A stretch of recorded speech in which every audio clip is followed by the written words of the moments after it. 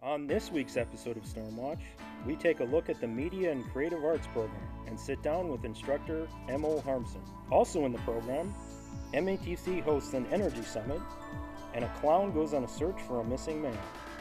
All this and more on Stormwatch.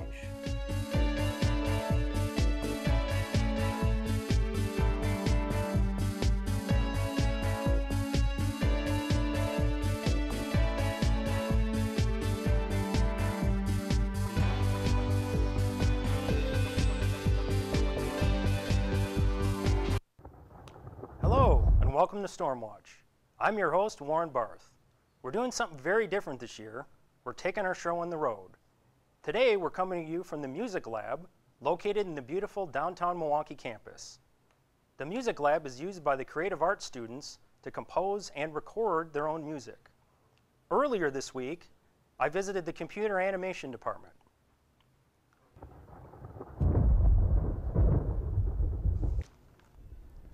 Today, video games have become a very popular form of entertainment. I'm here at the MATC's downtown campus's animation and gaming department to find out more about what this program has to offer. The computer simulation and gaming program here at MATC is basically, it's a lab, and it's a cohort lab where students come in, they work together in teams in order to build gaming software each semester. So they come in fresh, they don't know a lot, and they'll take two other classes that basically go towards their track or their focus. So they'll pick either animation, design, or programming, and then they'll learn that on the side and then apply that into the collaborative lab space that we have developed throughout the program here. The students in this program develop skills that help cultivate their creativity, as well as prepare them for the business side of the animation and video game industry. Honestly, I really love this program, and it's teaching me a lot beyond just creating games. Because one of the things that's hammered into us on day one is that the games industry is an industry, and there's a lot of skills that I'm learning as far as programming, as far as working the actual creation of the game. But just as much of that, I'm gaining just as much, if not more, in an understanding of how the industry works. My first week in class, the weekend we had the game jam, so we got basically locked in the school building for 48 hours where we got to make a video game. And so, like, within my first week, I have a game in my portfolio already. This is the greatest thing I've ever been a part of. Students are given leadership roles throughout the program, similar to those they will find in real-world scenarios. They come together in two different groups. They build a studio, they come up with a team name, studio name.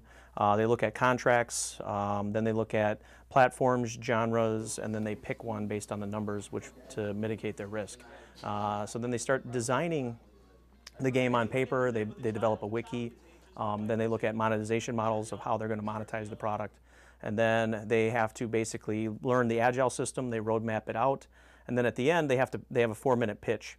So each team will pitch a product to a panel of instructors and industry veterans to basically see who wins. So basically which game is monetized better, which game shows a bigger return on investment, which team shows like they know more about the industry.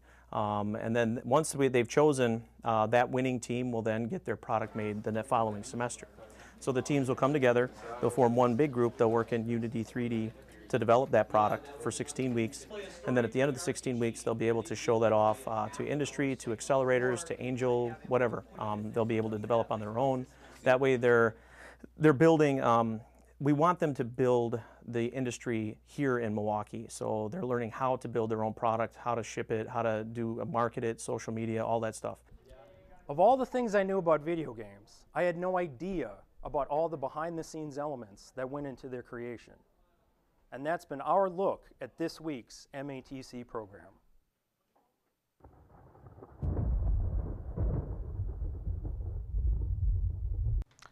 With so many interesting things about the gaming industry, we couldn't fit them all into just that one segment. Later on, we'll be sitting down again some more with M.O. Harmson to hear about his experiences in the gaming industry. Next, we'll take a look at more with the downtown MATC campus, as well as the Energy Summit.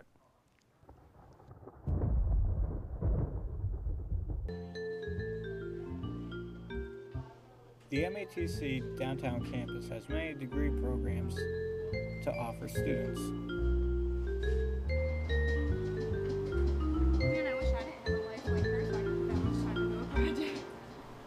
One of the most popular programs is the baking program. Here students make not only good-looking treats, but also tasty ones that are sold in the student union.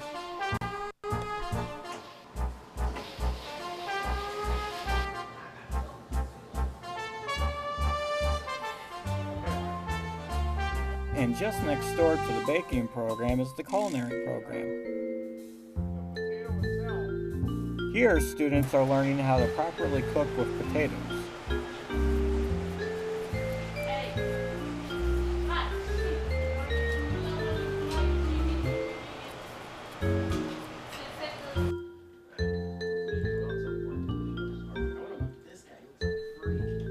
If you go to the first floor of the M building, you'll find yourself in the animation department.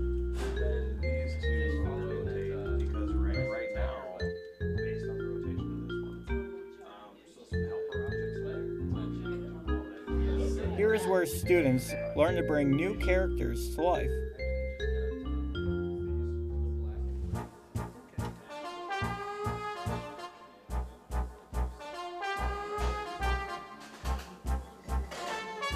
But none of this would be possible without the hard work of students who have graduated from the electrical program in the T building.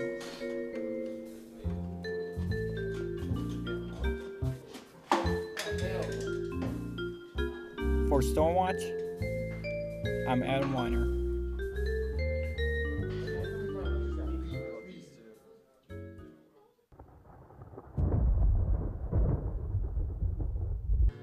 For the 10th year in a row, MATC played host to the Green Energy Summit.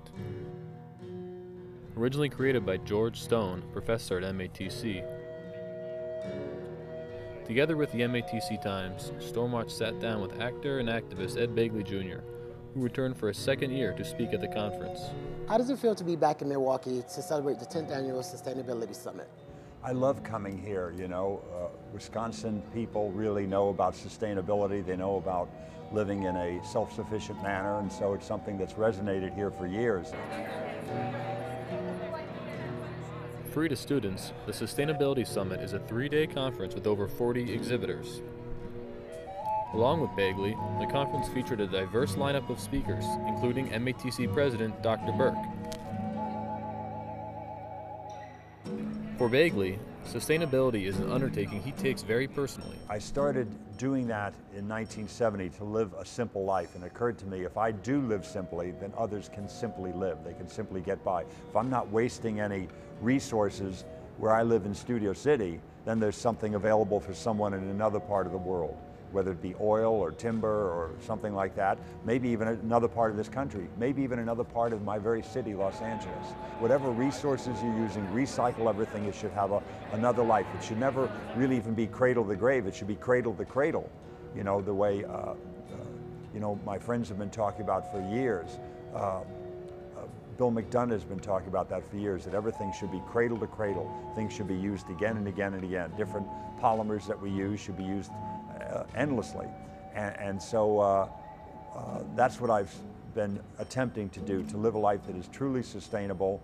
And because there's a cycle in nature, you know, an oak tree sheds leaves and acorns and what have you, and it kind of composts and it feeds the tree, and life continues to go. And that's what we need to do. We need to mimic some of the things that have worked very well in nature and have a circle instead of just, you know, a short period of time when you're using something that goes into a landfill. Setting realistic goals is important for anyone interested in becoming more environmentally friendly. You know, I would say make sure and pick all the low-hanging fruit first. Do the stuff that's cheap and easy.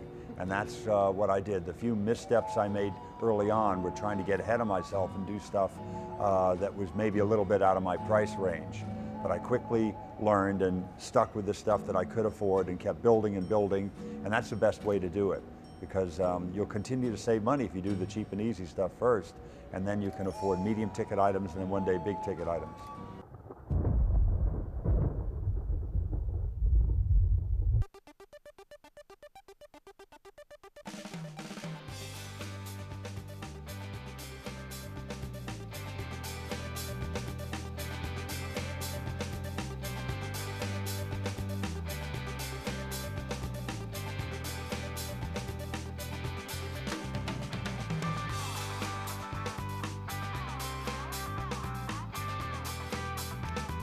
The fest starts every morning at 10 a.m.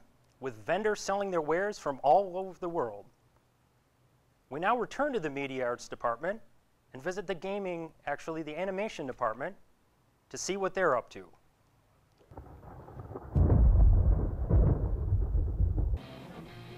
On the first floor of the M building at MATC, there is the animation program. The instructors there are very helpful and will answer almost any question you have. And from the 2D conceptual art that we create and the 2D animations that we create, we move into the 3D world. But we go into the 3D world, and in that 3D world you can do 3D animation, you can do rigging, you can do modeling, and you can do animation for games. Lots of MATC students really care about this program a lot. I always love the animation part of life, how they can take one little drawing and it can be made into buildings or cartoon characters or commercials that we watch. I think that is so amazing, and I always wish that I could draw like that, because you turn something so small into a life that it just comes to life. The animation students really like the program as well. My program is animation. I believe before it was graphic design. I switched to animation because I figured it would be more animated, because it's hard to keep up, especially with the classes being 4 hours every 1 day a week. But I guess that means that there's more information inside of it. So, it gives way more depth. So the animation program here at MATC has been going for close to 10 years. We're expanding on the 3D side, and we're adding more kind of fine-tuned material, such as motion capture. So we've got an entire class that's based around just doing motion capture. Pretty elaborate, pretty painful for the students at times, but it's a lot of fun.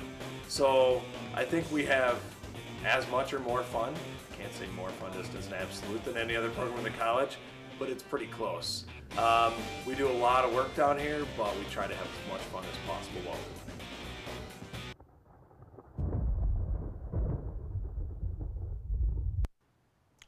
Creativity is essential to any artist, and television is no different. Our own Monty Driscoll takes us on a journey of a man, actually a clown, searching for a missing man.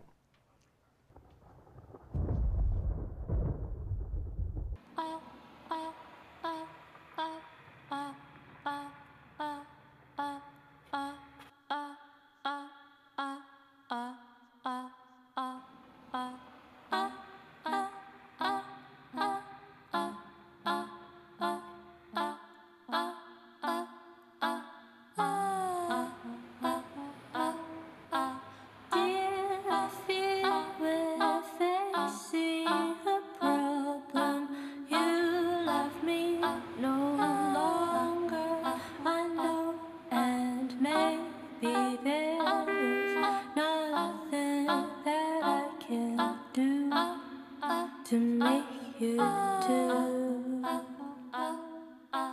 Mama tells me I shouldn't bother, that I ought to stick to another man, a man that surely deserves me, but I think you do.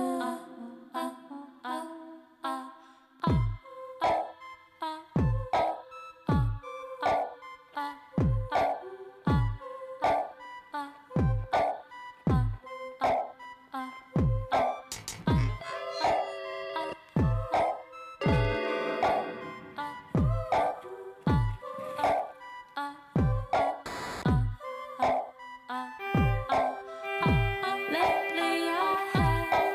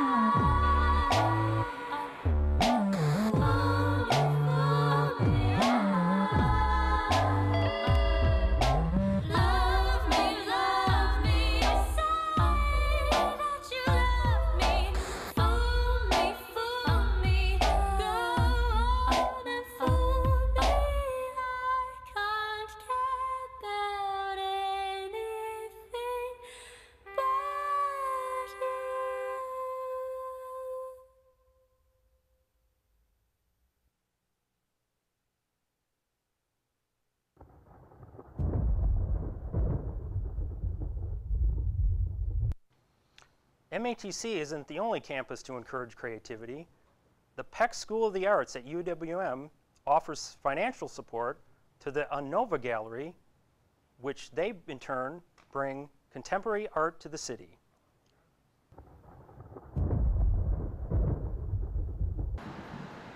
To me, art is a way of creating a meaningful tool to experience life. It's a method of changing people's perceptions of how they view the world and how they experience that world. It's also a way of increasing the quality of life around us so that everything that we interact with has a certain level of beauty and interaction with us that is meaningful and that creates a relationship with the spaces, people, and things that we're with every day of our lives.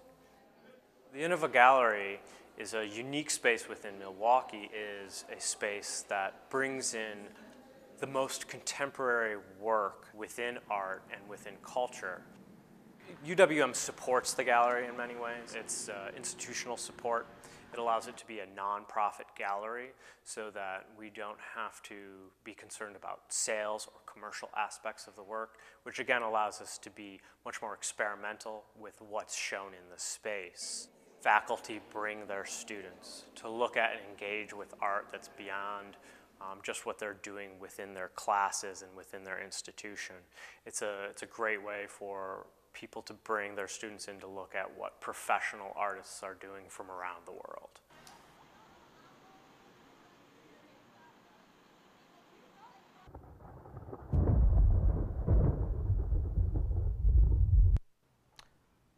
Admission is free, and the gallery is open Sunday through Wednesday from noon to 5, and Thursdays open until 8 p.m.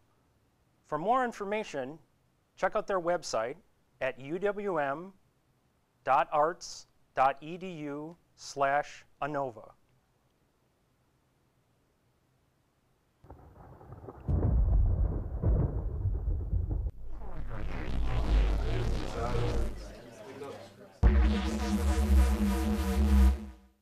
eProduction is a new program that we're going to be offering here at MATC in the fall. What eProduction is in the last couple of years, the way technology has progressed, it's really democratized the television production process. Like people at home, there's a lot of prosumer cameras and desktop editing systems that allow people to teach themselves how to produce, how to do television shows, how to edit. And so what eProduction is designed to do is to set you apart from all that noise of other people who are learning on their own. eProduction is kind of the one-man band approach to video and television production, where you're creating something where you're not necessarily just the videographer or the editor, you're the producer, the editor, the scripter, the PR specialist, the marketer. You're kind of the one-person approach. The biggest careers that come out of this program are going to be like animation, game design, game programming. Those careers are pretty much the gaming standard. The benefit is that they're learning how to come together and work in a project-based environment. If you look at a lot of the top schools in our country and in the world that are teaching, that are high in math and science, they're doing it in collaborative project-based spaces. So they learn how to work as a team, they learn how to project manage, self-manage themselves using Agile. They have to learn on their own, so basically I act like a coach. And I facilitate them setting up leadership parameters, meeting deadlines and goals. So we're basically simulating a real-world scenario and a safe environment for them to fail. So as they fail, we look back at what made their failure and how they not repeat that same failure. It's set up as an accelerated model as well, so it's like Harvard Business School, where you get in, we give you a problem, and we make you form a team to solve that problem. And it's about people that can stay with the group and be able to accelerate with the group moving forward. The Game Jam game, that was because, we made it in 48 hours and none of us had any idea what we were doing, and we just pulled together, and when it came down to it, we got it done. We're working on the game. Our group of students that I'm working with is actually set up in the style of a model company, and we're learning how to integrate what we're doing with each other. Compared to other training I've had, I feel it's very helpful to actually have the idea of going in there wherever I work in the future, day one, already having a familiarity with systems and how to integrate my work and hand it off to other people.